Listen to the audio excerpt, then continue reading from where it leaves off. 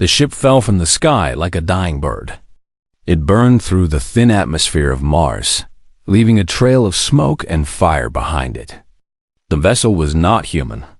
Its shape was wrong.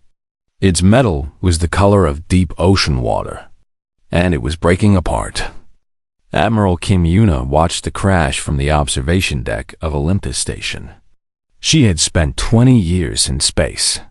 She had seen asteroids, comets, and debris of every kind. But she had never seen anything like this. "Get me a recovery team," she said quietly. "Full hazard protocol. And tell no one outside this station." The crashed ship lay in a crater of red dust.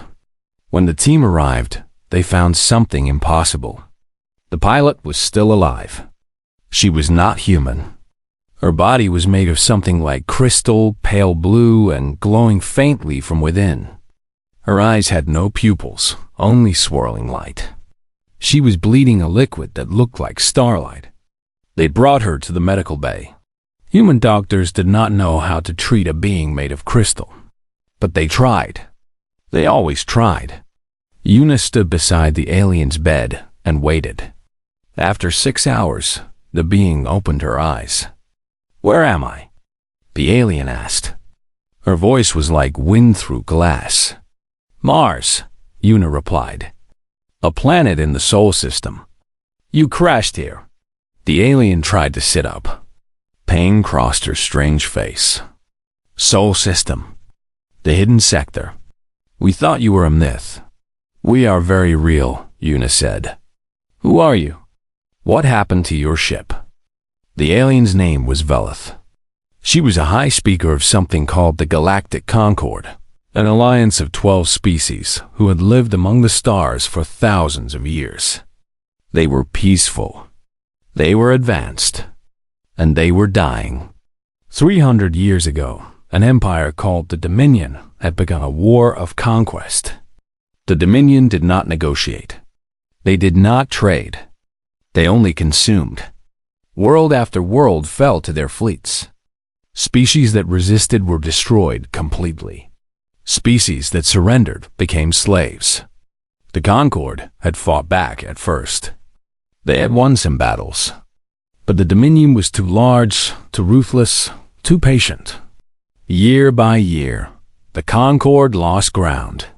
Now they held only a handful of systems. Their population had fallen from trillions to billions. Hope was nearly gone. "And you came here why?" Yuna asked. Velith's crystal face twisted with something like shame. "We did not mean to come here.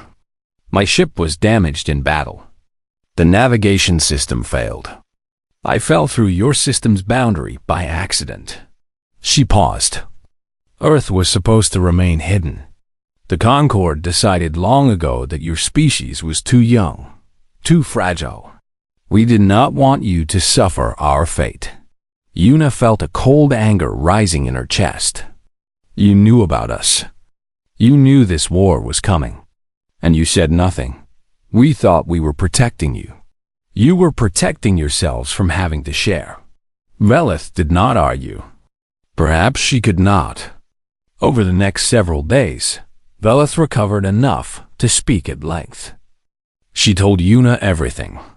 The Dominion's fleet numbers, their weapons, their tactics, their weaknesses, if they had any. She also delivered a warning that made Yuna's blood freeze. The Dominion is expanding toward this sector, Velith said. Their scouts have already mapped the outer regions. In 18 months, perhaps less, they will discover your system. When they do, they will come for Earth. What happens then? Velith looked away. Your people will be harvested. Your world will be stripped of resources. Your species will cease to exist. This is what always happens. Yuna stood in silence for a long moment. Then she did something that surprised Velith completely. She smiled. Thank you for the warning, Yuna said. I need to make some calls. The World Council met an emergency session. Every nation on Earth sent representatives. For the first time in human history, there was no argument about borders or politics or old grudges. There was only one question: what do we do? Some wanted to hide. Perhaps they could build bunkers deep underground. Perhaps they could scatter to the outer planets. Perhaps the Dominion would overlook them. Captain Park Do-hyun stood up to speak. He was 43 years old, a veteran of Earth's small space fleet, a man who had spent his life looking at the stars and wondering what was out there.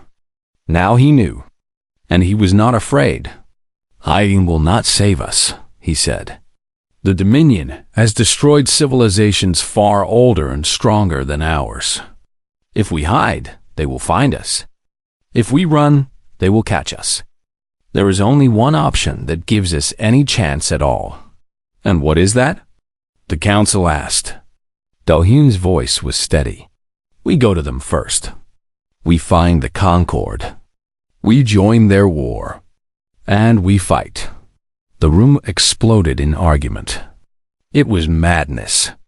Earth had never fought a war in space. They had no weapons that could match alien technology. They had no experience, no allies, no hope. Do-hyun waited for the noise to die down. Then he spoke again. I have read our history. Every time humanity faced extinction, we survived. Not because we were the strongest. Not because we were the smartest. We survived because we refused to accept death. We survived because we fought when fighting was impossible. He looked around the room. The Dominion has never faced a species like us. They do not know what we are capable of. And I think it is time we showed them. The vote was close. But in the end, the council agreed. Earth would not hide. Earth would not wait. Earth would go to war. The next 18 months were the busiest in human history. Factories that had built cars now built warships. Scientists who had studied medicine now designed weapons. Soldiers who had trained for ground combat now learned to fight in the void of space. Velith watched all of this with growing confusion. She had seen many species face the Dominion. All of them had shown fear. All of them had hesitated. All of them had hoped that someone else would solve the problem. Humans did none of these things. They worked. They built. They trained. They prepared for a war they did not fully understand against an enemy they had never seen. Why are you not afraid? Velith asked Do-hyun one night. He thought about the question for a long time. We are afraid, he finally said. But fear does not stop us. It never has. When our ancestors faced lions on the savannah, they were afraid. When our grandparents faced world wars, they were afraid. Fear is just a feeling. It does not decide what we do. We decide. Velith recorded this conversation in her reports to the surviving Concord leadership. She included a note at the end that she was not sure they would believe. These humans do not understand that they are supposed to lose, she wrote. They have studied the Dominion's strength and our weakness. They have seen the numbers. They know the odds. And they are preparing to fight anyway. I do not know if this is courage or madness. But I am beginning to think it might be the most dangerous thing the Dominion has ever faced. 80 months after Velith's crash, the first expeditionary fleet launched from Earth's orbit. 47 ships. 20,000 soldiers. One mission. Captain Park Do-hyun stood on the bridge of the flagship, a vessel named Eternal Dawn. Behind him, Earth hung like a blue marble in the darkness. Ahead, the stars waited. All ships report ready, Lieutenant Choi Hana announced. Do nodded. Then let us go introduce ourselves to the galaxy. The fleet jumped to faster-than-light speed and vanished into the void. The war for humanity's survival had begun. And somewhere, across the vast darkness of space, the Dominion had no idea what was coming. The refuge was the last hope of the Galactic Concord. It was a space station the size of a small moon, built from the wreckage of 1,000 lost battles. Inside its metal walls, lived the survivors of 12 species, crowded together in fear and despair. For 3 centuries, they had retreated. For 3 centuries, they had lost. Now there was nowhere left to run. High Speaker Velith had returned to her people 6 months ago with impossible news. A new species had been found. They called themselves humans, and they were coming to help. The Concord did not believe her at first. No one came to help anymore. Everyone who had tried was dead. But Velith insisted. She had seen the humans with her own eyes. She had watched them build a war fleet from nothing. She had heard their captain speak of victory as if it were already certain. "They are either very brave or very stupid," the other leader said. Velith was not sure which one it was. Perhaps both. When the human fleet dropped out of faster-than-light speed near the refuge, every sensor on the station pointed at them. The Concord watched as 47 ships emerged from the void. They were crude things, built from stolen technology and human invention. Their hulls were thick and ugly. Their weapons were mounted in strange places. They looked like they had been welded together by angry children. "These are our saviors?" a Concord admiral asked. His species had no mouth, only a series of vibrating membranes that produced sound. His doubt was clear in every vibration. Captain Park Do-hyun requested permission to dock. The Concord granted it, mostly out of curiosity. They wanted to see these strange creatures up close. The humans who walked off the ships were smaller than most Concord species. They had no natural armor, no claws, no venom. Their bodies were soft and easily damaged. Their lifespans were laughably short. They should have been prey animals on any civilized world. But their eyes were different. Velith noticed it immediately. Human eyes held something that the Concord had lost long ago. It was not hope exactly. It was something harder, something more stubborn. A council meeting was called. Representatives of all 12 species gathered in a great hall at the center of the refuge. Captain Do-hyun and his officers were invited to present their case. Do-hyun stood before the assembled aliens. He was aware of how small he looked compared to beings that stood 3 meters tall or floated in clouds of gas or existed as colonies of linked organisms. He did not care. "We have come to join your war," he said simply. The Concord leaders looked at each other. Some made sounds that might have been laughter. Others simply turned away. "You do not understand," High Speaker Velith said gently. She had grown fond of these humans during her time on Earth. She did not want to see them destroyed. The Dominion has conquered species far more powerful than yours. Your ships are primitive. Your weapons are weak. Your numbers are small. If you fight, you will die." "We know," Do-hyun replied. "Then why have you come?" Lieutenant Choi Hana stepped forward. She was young for a military officer, only 31 years old. But there was steel in her voice when she spoke. "May I show you something?" she asked. The Concord agreed. Hana activated a holographic display. Images appeared in the air above the council table. They were images from human history. She showed them the trenches of the First World War, where millions of soldiers died in mud and poison gas. She showed them the ruins of cities burned to ash by nuclear fire. She showed them plagues that killed half the population of continents. She showed them ice ages and famines and disasters of every kind. "This is our history," Hana said. "We have been killing each other for as long as we can remember. We have faced extinction many times. We are still here." She changed the display. Now it showed humans rebuilding after disasters. Cities rising from ruins. Families finding each other across battlefields. Scientists curing diseases that had killed millions. Children playing in the shadows of old monuments to old wars. "We do not fight because we think we will win," Hana continued. "We fight because we refuse to lose. There's a difference. The Dominion has been fighting enemies who want to survive. They have never fought an enemy who simply will not stop. The Concorde was silent.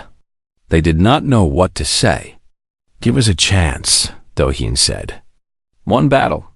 Let us show you what humans can do." Before anyone could respond, alarms began screaming throughout the refuge. Red lights flashed. Voices shouted in a dozen alien languages. The Dominion had found them.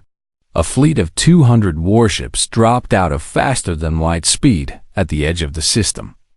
They were massive vessels, bristling with weapons.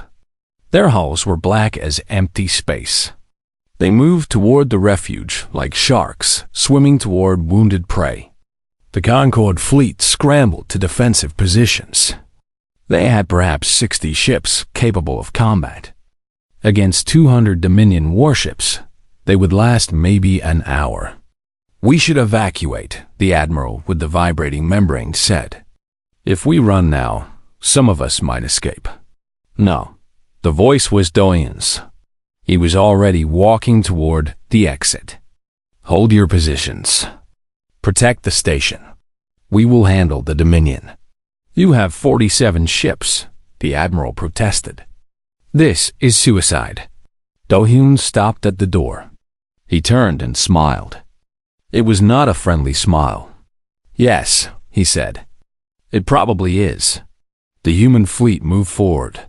47 ships against 200. The Dominion commander must have thought it was a joke. Perhaps the humans did not understand how battles worked. Perhaps they were trying to surrender.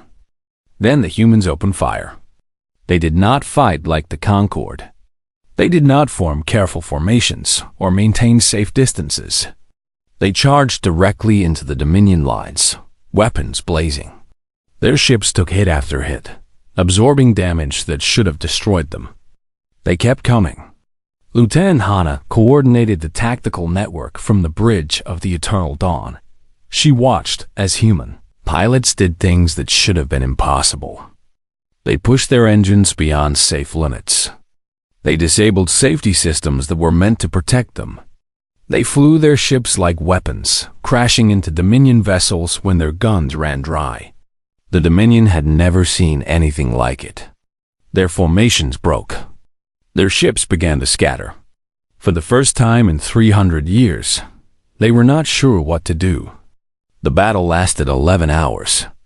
When the last Dominion ship fled into faster-than-light speed, the human fleet had lost 19 vessels, 4,000 soldiers dead, nearly half their strength gone in a single fight.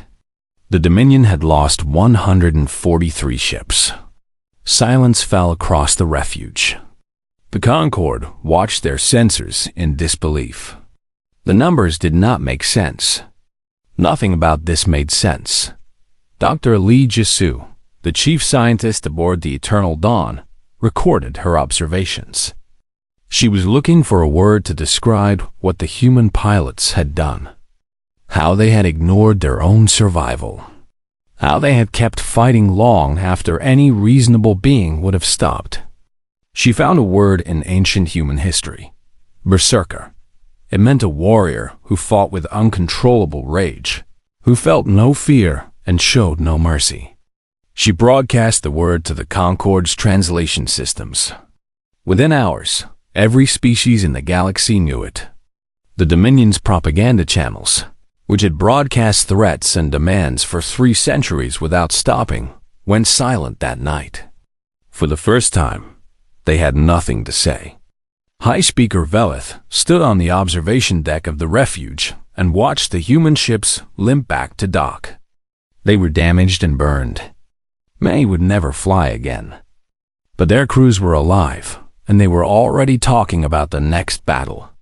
She sent a message to the surviving Concorde leadership across the galaxy. It was short and simple. "I was wrong about the humans. They are not brave or stupid. They are something else entirely. Something the Dominion has never faced. I do not know if they can win this war. But I know this. The silence of the stars tonight is the sound of the Dominion being afraid. And they should be. because the humans are just getting started. Captain Do-hyun stood alone in the medical bay, looking at the list of the dead. 4,000 names. 4,000 people who had followed him into battle and never come back. Hannah found him there. She said nothing. She just stood beside him and waited. Was it worth it? Do-hyun finally asked. Ask me when the war is over, Hannah replied. Do-hyun nodded slowly.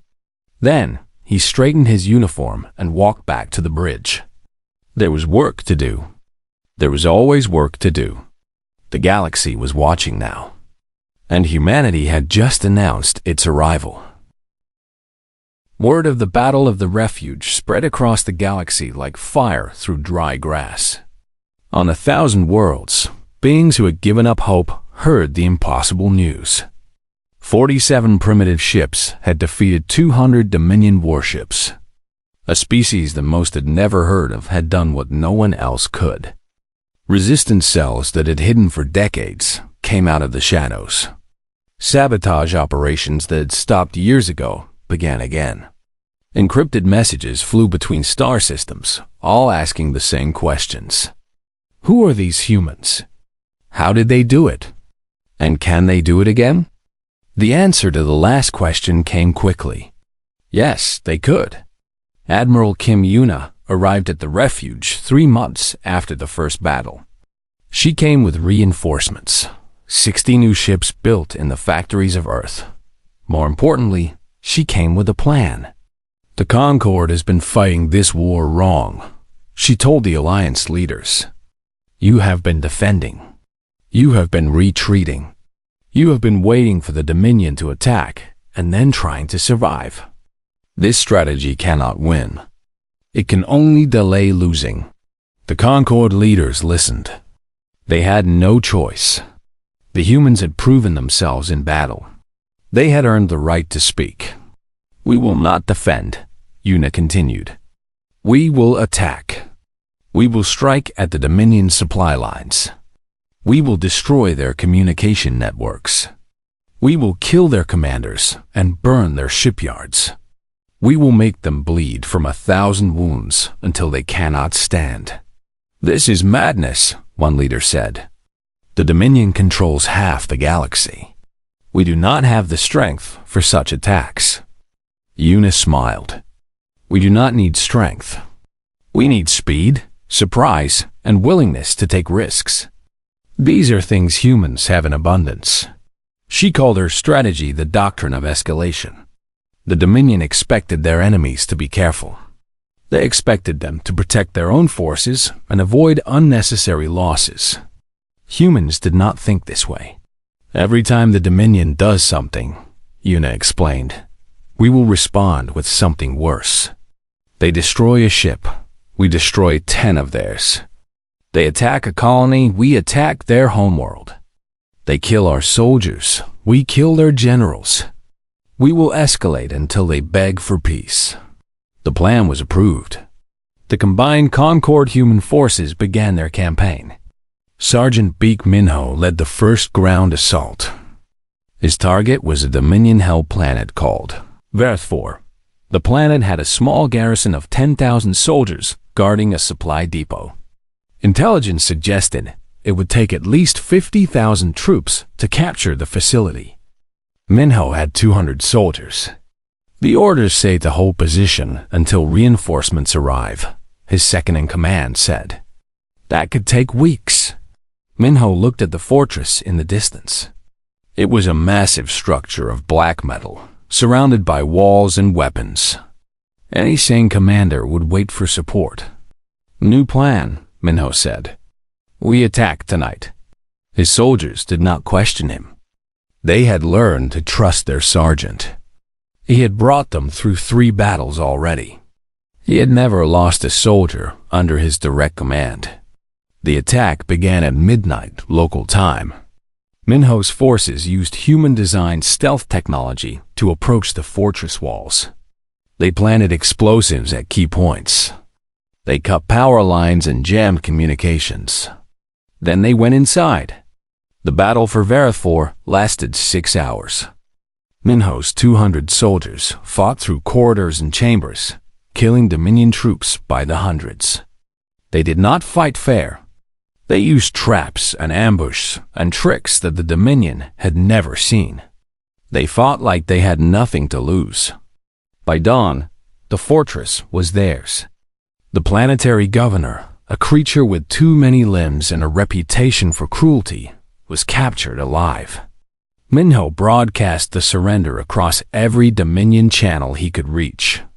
"This planet belongs to the Concord now," he announced. "Tell your masters that Sergeant Big Minho sends his regards. And tell them we are coming for the rest." The broadcast was received on 1,000 worlds. Dominion commanders watched in disbelief. 200 soldiers had defeated 10,000. It was impossible. It was insulting. It was happening everywhere. Warlord Thren sat in his throne room on the Dominion capital world. He was ancient, even by the standards of his long-lived species. He had ruled the Dominion for 400 years. He had crushed 100 species and conquered 1,000,000 worlds. He had never known defeat. Now his advisors brought him reports of disaster after disaster. Supply convoys destroyed. Communication stations sabotaged. Garrisons overrun by forces a fraction of their size. And always, the same word appeared in the reports: humans. "Explain this to me," Thren said. His voice was like grinding stone. "How are they doing this?" His chief scientist stepped forward. It was a thin creature with 6 eyes and a brain that could process information faster than any computer. "We have studied them extensively, Warlord. They are not enhanced. No genetic modification. No cybernetic augmentation. They are baseline organisms with average physical capabilities." "Then how?" The scientist hesitated. "They appear to be angry." "Angry?" "Yes, Warlord. Their emotional state seems to enhance their combat effectiveness in ways we do not fully understand. They fight with a passion that our troops have never encountered. They do not fear death. They do not accept defeat. They simply continue." Thren considered this. In 400 years of war, he had seen many species fight bravely. He had seen them all fall eventually. Fear and exhaustion always won in the end. "What do you recommend?" he asked. "We should increase our forces in all contested sectors. We should reinforce our supply lines. We should—" "That is defensive thinking," Thren interrupted. "It will not win this war. We must strike at the source. We must destroy Earth." The council fell silent. Attacking a species' homeworld was a major operation. It would require assembling a massive fleet, leaving other sectors vulnerable. "The humans are spread across the galaxy now," an advisor said. "Destroying Earth will not stop them. It will break them," Thren replied. "Every species has a heart. Cut it out and they die. Prepare a planet killer fleet. Maximum strength. We will turn their world to ash and watch them despair." The order was given. In secret shipyards across Dominion space, the deadliest weapons ever built began to move toward Seoul. Meanwhile, the war continued. Lieutenant Choi Hanna coordinated strikes across 12 star systems. Dr. Lee Jisoo developed new weapons that turned the Dominion's technology against them. Captain Park Do-hyun led assault after assault, his reputation growing with each victory. But the cost was rising. Humans were dying by the thousands. The Eternal Dawn's memorial wall ran out of space and had to be expanded twice. Every victory bought with blood. Every battle leaving scars that would never heal. High Speaker Veleth observed all of this with a mixture of admiration and horror. She had seen the Concord fight for 3 centuries. She had never seen anything like this. "You are winning," she told Do-hyun one night. "Why do you look so sad?" Do-hyun stared out at the stars. "Because winning has a price." and I am not sure we can afford to pay it. Velith did not understand. The humans were defeating an enemy that had terrorized the galaxy for centuries. They should be celebrating. But she watched Dohyun's face and saw something she had not expected. Behind the determination and the courage, there was pain. The humans were not machines. They felt every death. They remembered every fallen friend. "This is what makes you dangerous," she said softly. Dohyun looked at her. "What do you mean?" "You care," Velith explained. "You grieve for your dead. You question your choices. You doubt yourselves. And then you keep fighting anyway. The Dominion does not understand this. Neither did we. But I think I am beginning to." She recorded her thoughts in her private log. The humans fight like they have nothing to lose. But they fight like everything matters. This contradiction is their greatest strength. And I fear it may also destroy them. The war was turning. The Dominion was retreating for the first time in 300 years. Planets were being liberated. Species were being freed. But in the darkness between stars, a fleet of planet killers was gathering. And it was heading for Earth. The battle for the galaxy was just beginning. The sky above Earth burned with fire. 300 human ships clashed with 50 Dominion warships in the space between Earth and its moon. Explosions lit up the darkness like new stars being born. Ships died by the dozens. Their crews vaporized in instants of terrible white. Admiral Kim Yuna commanded the battle from the bridge of the Unbroken Spirit.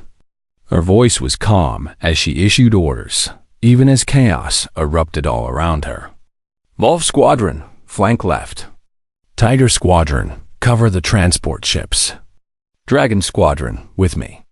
The planet killers were advancing. They were slow, massive things, but they were nearly unstoppable. Human weapons splashed against their shields like rain against stone. For every ship that fell to human guns, 3 human ships were destroyed. "Admiral," her tactical officer reported, "we cannot stop them at this rate. The lead planet killer will reach firing range in 20 minutes. Yuna knew. She had known from the beginning. This battle could not be won with firepower alone. They needed something else. "Captain Do-Yun," she said into the communication channel, "begin boarding operations." On the Eternal Dawn, Do-Hyun acknowledged the order. He turned to Sergeant Minho, who waited with his ground forces in the hangar bay. 200 soldiers in combat suits, ready to do the impossible. "You know the plan," Do-Hyun said. "Get to the power core. Plant the device. Get out," Minho grinned. It was the grin of a man who had accepted his death and found peace with it. "Get out. Sure, we will work on that part." The transport ships launched. They flew directly toward the lead planet killer, dodging fire, taking hits, losing ships with every passing second. Out of 20 transport ships, only 4 reached the Dominion vessel's hull. Minho was on one of them. The boarding was brutal. Dominion soldiers waited inside, ready for the assault. They were larger than humans, stronger, better armed. But they had never faced enemies who fought like this. Minho's soldiers did not advance carefully. They charged. They screamed. They threw themselves at the enemy with a fury that the Dominion could not understand. They died by the dozen, but they kept coming. Always coming. What is wrong with these creatures? A Dominion officer shouted. "They fight like they want to die."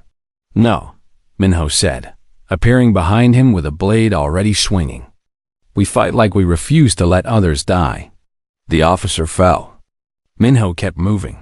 Outside, the battle grew desperate. Human ships were being destroyed faster than they could be replaced.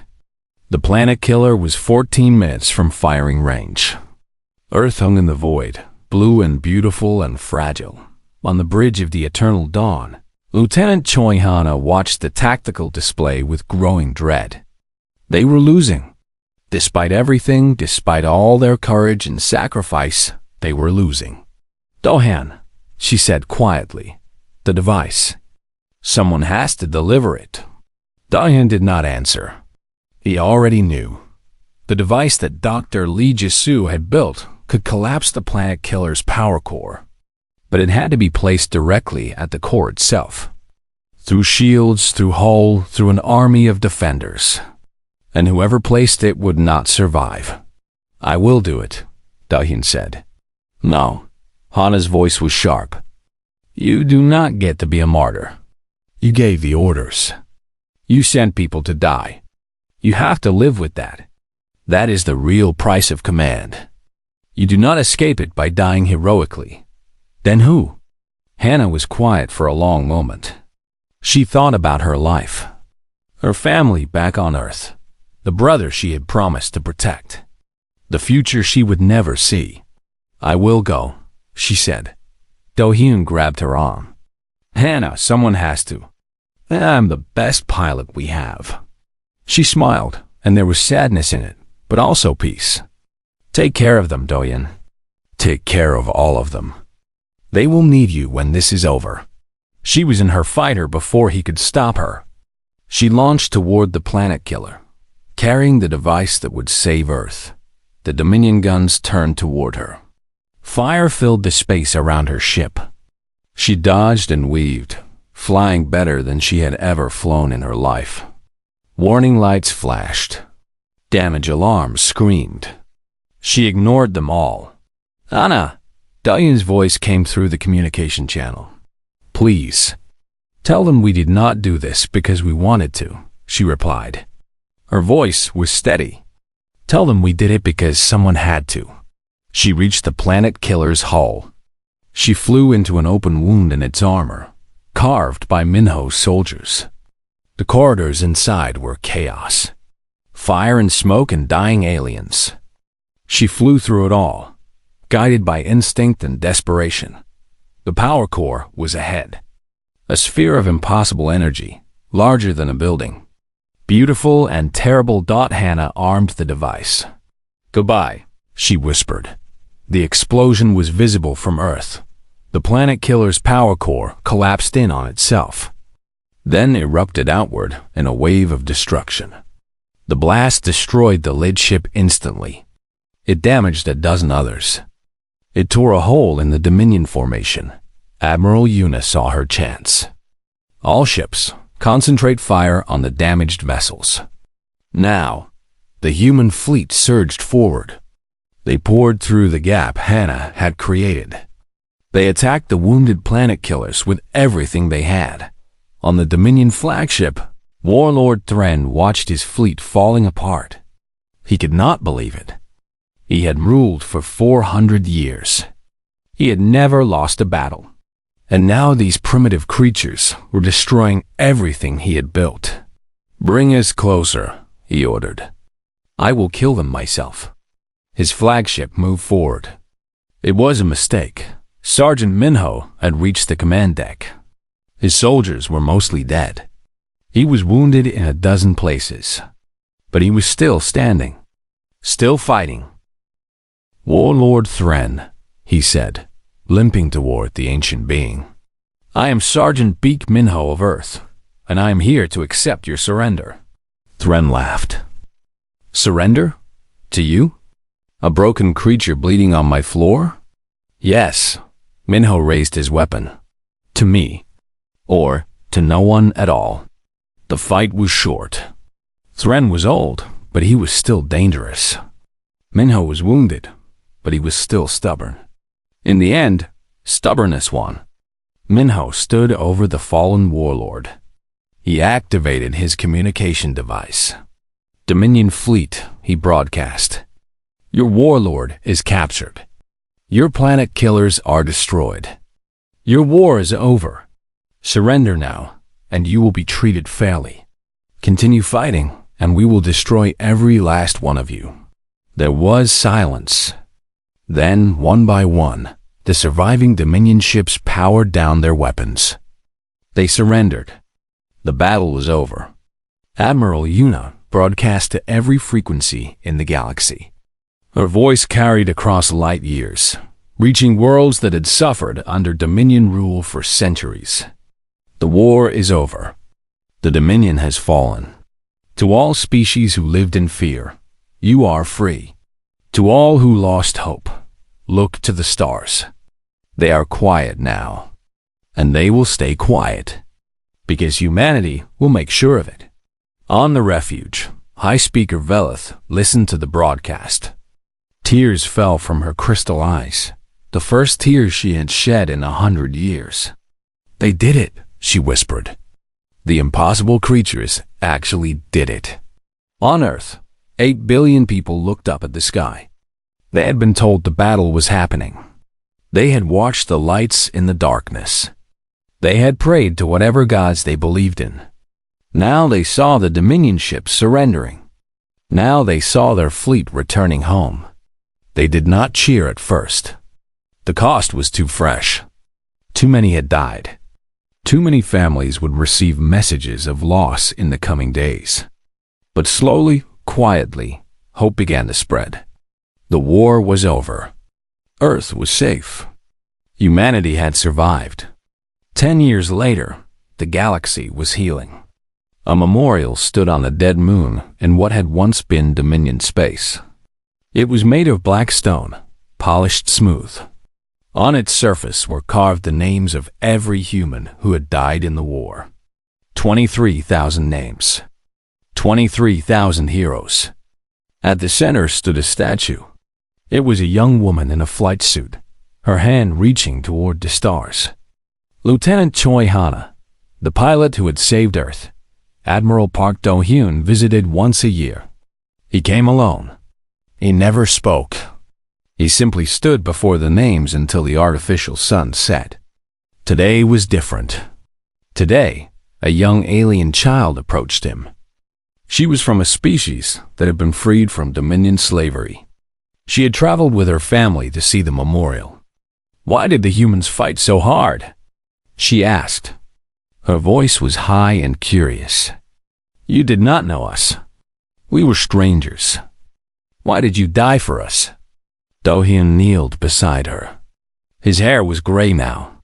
His face was lined with years and sorrow. But his eyes were still kind. "Because someone had to," he said. "And we were there." The child looked up at the statue. "Were you scared?" "Every day," Do-hyun admitted. "But we had each other, and that was enough." He stood. He saluted the memorial, as he always did. He thought of Hannah, of Jisoo, of all the friends he had lost. He carried them with him always. Then he walked away into the quiet of the stars. High Speaker Velith watched him go. She was old now, even by the standards of her long-lived species. She had seen the war from beginning to end. She had seen things she never thought possible.